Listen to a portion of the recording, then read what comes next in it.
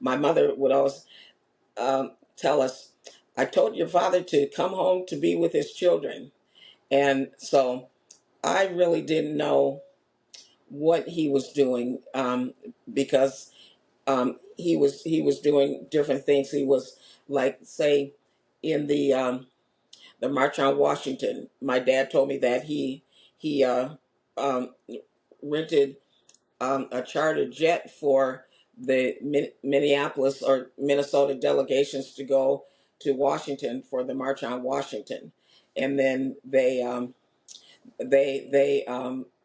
did a fundraising to pay him back. So and then he did. I know that he did, say, maybe say a boxing, like boxing. He would be the the doctor for the boxers, and yeah, yeah, and then a lot of different things.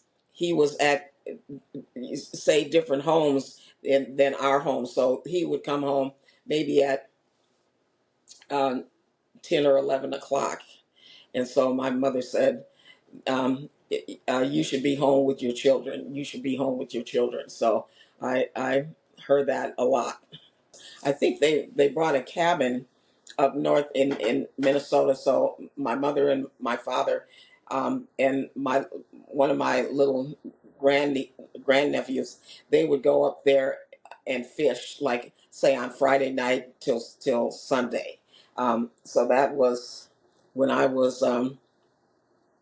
I think I was probably in my 30s at that time. So he was spending more time with my mother, but all of their kids have were adults by then.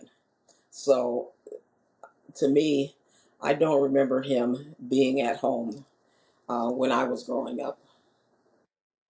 I knew that Daddy wasn't home because when he would come home and she would have um, she would have like a steak for him for dinner, and I think he would have like rice and gravy and maybe a vegetable or something like that. I really didn't like steak, but I would go around and tap him on his shoulder and say, "Give me some of that, give me some of that, give me some of that."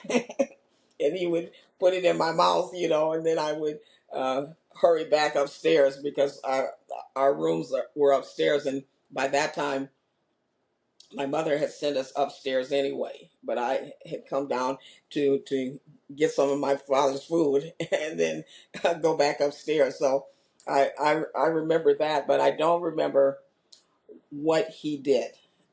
My brother Tommy was saying, which I had never known, that there was some black waiters at the athletic club, and I think in hmm, I think in St. Paul, but I'm not sure. But anyway, my dad um, was kind of an activist with them, like marching around the block of the athletic club because they couldn't wait on the people that were on the top floor. Only white waiters could work on the top floor, and that was where probably all the